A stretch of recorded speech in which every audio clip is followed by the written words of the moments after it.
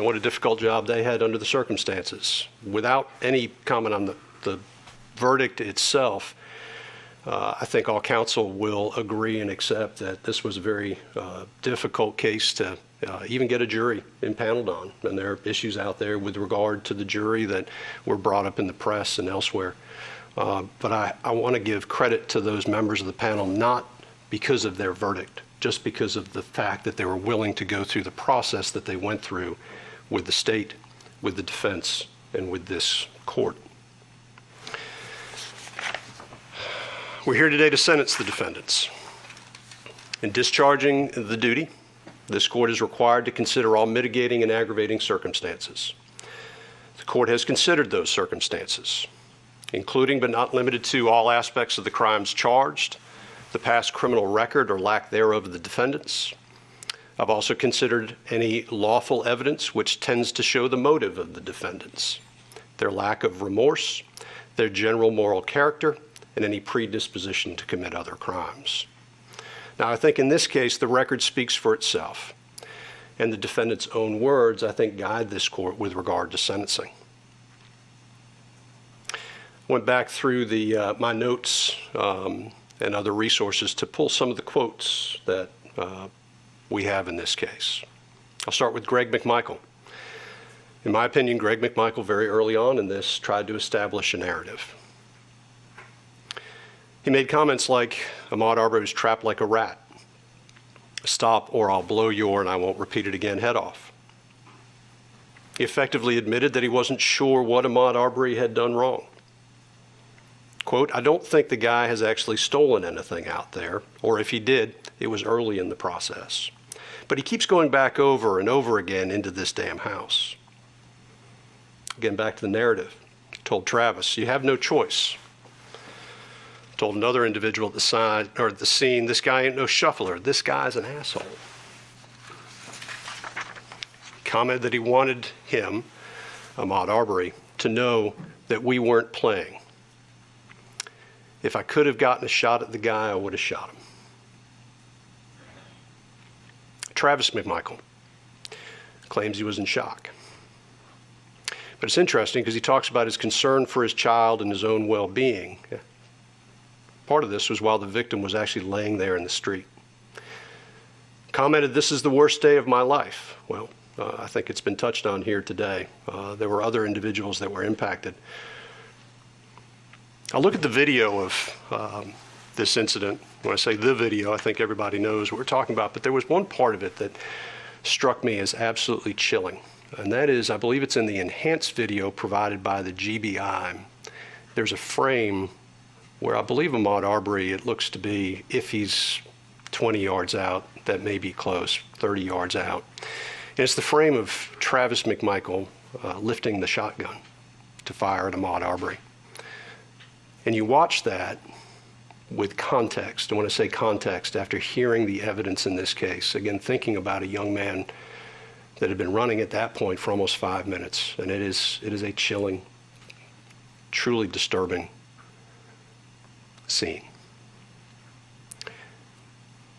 And we got there because Travis McMichael's father saw Ahmaud Arbery hauling down the street and calls out, let's go. At that point, Travis McMichael, despite whatever may have been going on in his life at that time, with regard to family or otherwise, just goes, grabs a shotgun and goes because he assumes that it is the right thing to do. Ahmaud Arbery was then hunted down and shot. And he was killed because individuals here in this courtroom took the law into their own hands. Mr. Bryan, he joined in after calling out to the McMichaels. Y'all got him? Claimed he didn't know what was going on, but obviously wanted to know if this individual who was running through the neighborhood, who he didn't know, had been caught in some way. Said, quote, I figured he'd done something wrong, but I didn't know for sure. All right, that wasn't actually the quote. Those quotes are two separate quotes. Didn't know for sure. I thought he would get away. And this is the part that is disturbing to me with Roddie Bryan. If the guy would have stopped, this would have never happened. All of these quotes give context, I think, to the video that we saw during the case.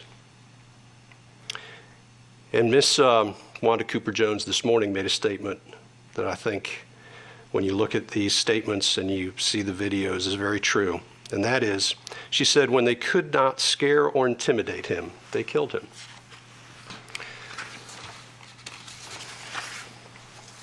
There's been discussion about remorse. And I agree with counsel that it is dangerous for defendants who have multiple prosecutions against them to make statements of remorse. But remorse isn't something that is simply a statement of regret. Remorse, I think, can be determined by looking at somebody's reaction to difficult circumstances and the reality of the situation that they're in. Again, it doesn't require an apology, and quite honestly, sometimes apologies are made simply to get past problems. Remorse is something that's felt and demonstrated. In this case, getting back to the video, again, after Ahmaud Arbery fell, the McMichaels turned their backs. It's, again, a disturbing image, and they walked away. This was a killing. It was callous, and it occurred, as far as the court is concerned, based upon the evidence, because confrontation was being sought. I think the statement was made during closing arguments. It's interesting to note that the most violent crime in Satilla Shores was the murder of Ahmaud Arbery. So sentencing does not generally provide closure. I think Ms. Wanda Cooper-Jones also talked about closure, but I don't find that it really does, and I think that's an unfortunate thing. Because in this case, I think many people are seeking closure. The mother, the father, the community, and maybe even parts of the nation. But closure is hard to define and is a granular concept. It's seen differently by all depending on their perspective and the prism of your lives. Instead of closure, maybe we best see today's proceeding as an exercise in accountability. We are all accountable for our own actions. Sometimes, in today's day and age, that statement is lost upon many. And today, the defendants are being held accountable for their actions here in Superior Court. Today demonstrates that everybody is accountable to the rule of law. Taking the law into your own hands is a dangerous endeavor.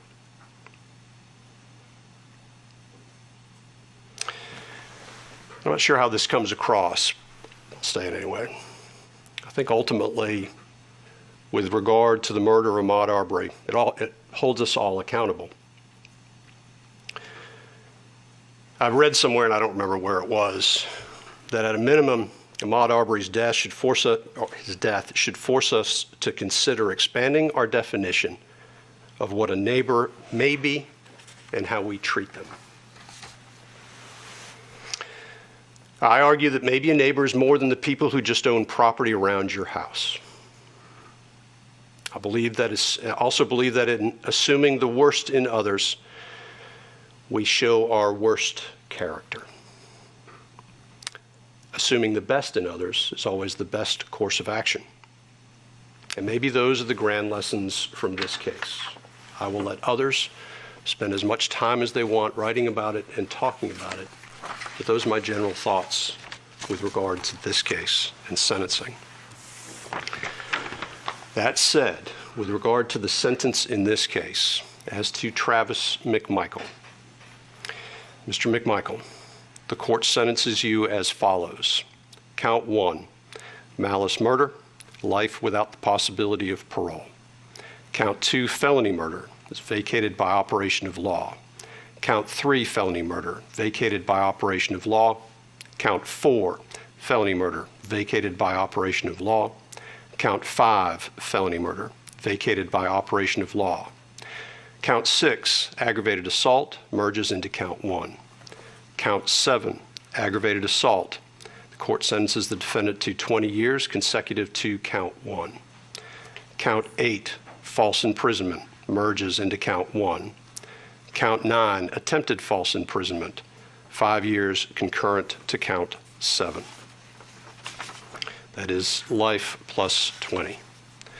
Greg McMichael, the court sentences you as follows.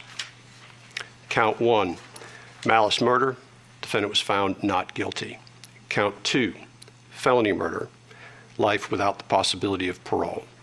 Count 3, felony murder, vacated. When I say vacated, it's vacated by operation of law in all cases. I'm not going to repeat it. Count 4, vacated. Count 5, vacated.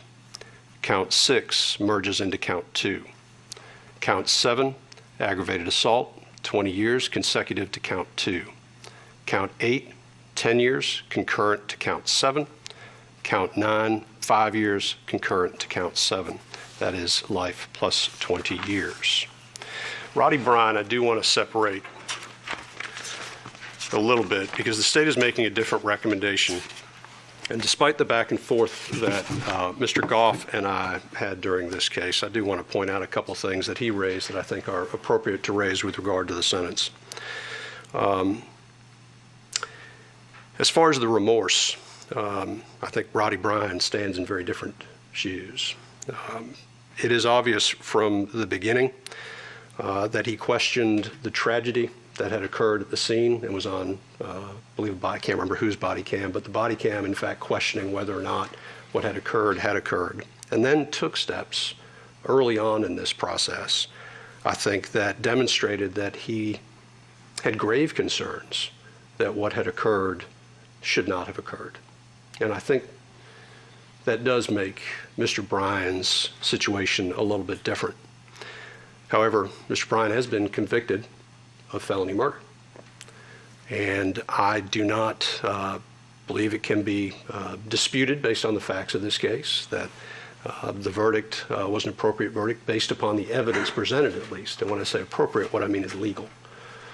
Because I believe there's been some discussion about some differences between Mr. Bryan and the McMichaels. There may be some differences, but it does not change the fact that was it not for the fact that Mr. Bryan used his vehicle in a way to impede Mr. Arbery's course of travel, this may not have ever occurred, and that is sufficient for felony murder. He did cooperate with law enforcement. I will point out Mr. Goff, 1710-1B, there's actually a case out of Chatham County that says it would not apply under the circumstances of this case. So the court recognizing that Mr. Bryan's position is different. Again, Mr. Bryan was found not guilty on count 1 and count 2. The court sentences Mr. Bryan to life with the possibility of parole on count 3. Count 4 is vacated. Count 5 is vacated. Count 6, the defendant was found not guilty. Count 7 merges into count 3.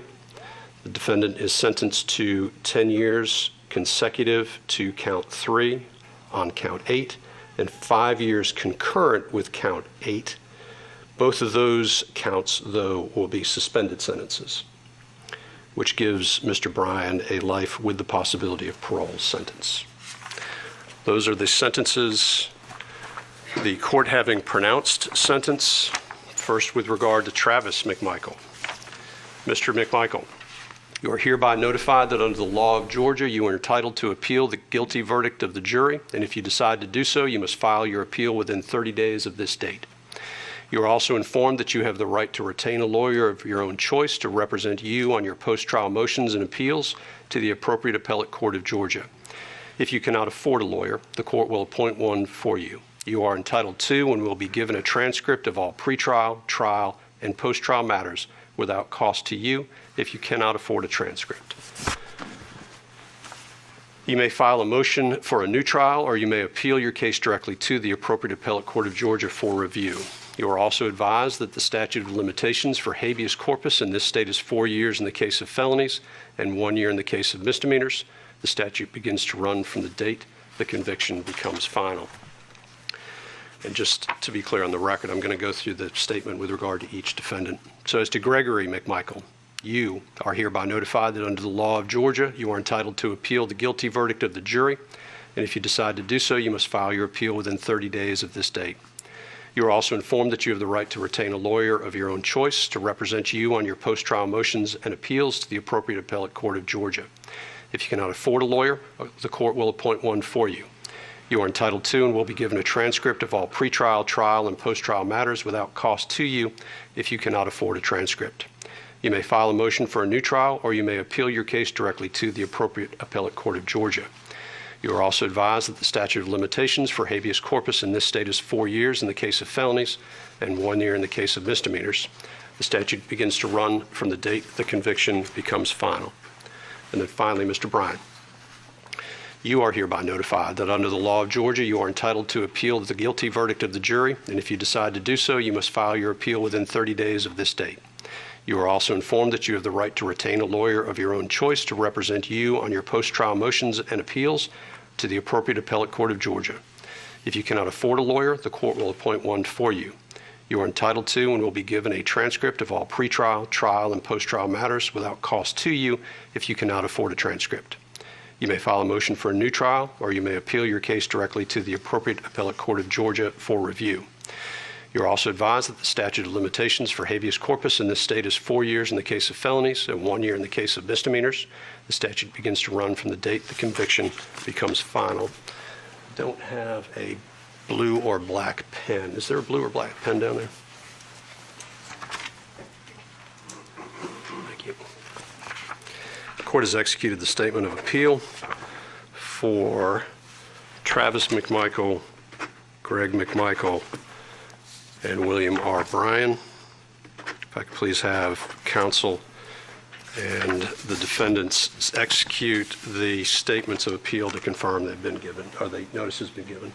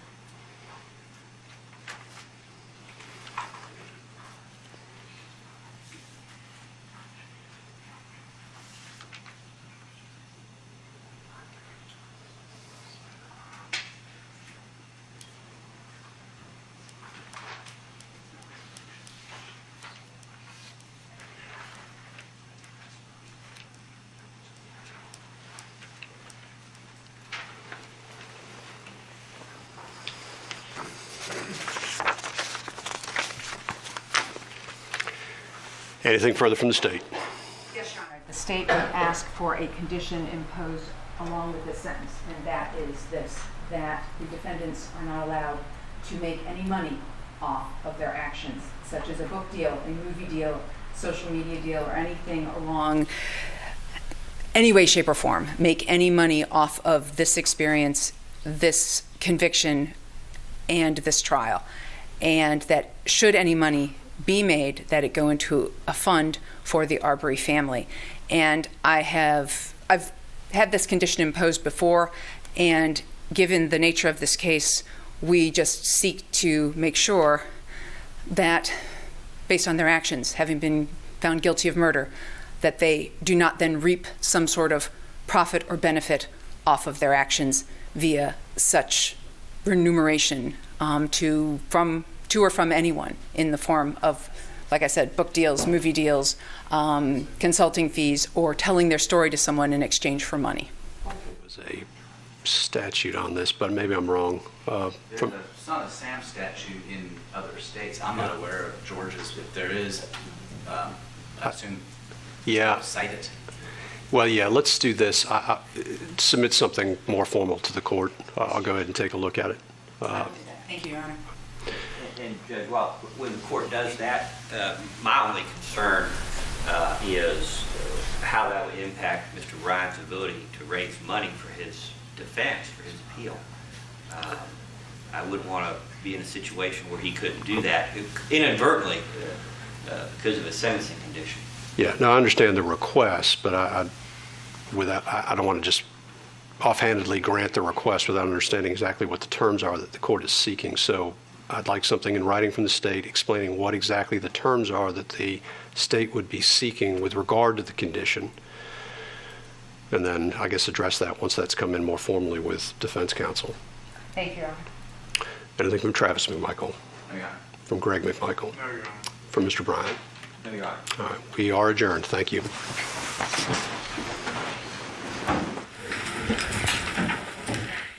All right, and there you see Kevin Goff shaking hands with his client.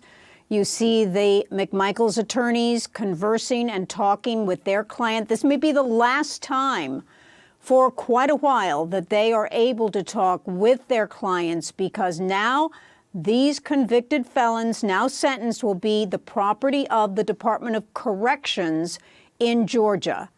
And it is, once again, the judge has spoken. The McMichaels, life in prison without the possibility of parole, and Roddie Bryan, life in prison with parole, possibly when he is 80 or 82 years old. Let's go to our panel. Joey Jackson, you know, we've always said that the maximum penalty is life without the possibility of parole, but in reality, this judge actually sentenced the McMichaels to more than that.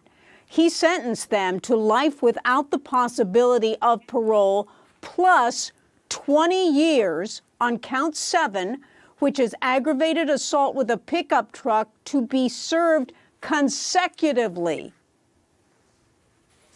He absolutely did, Gene.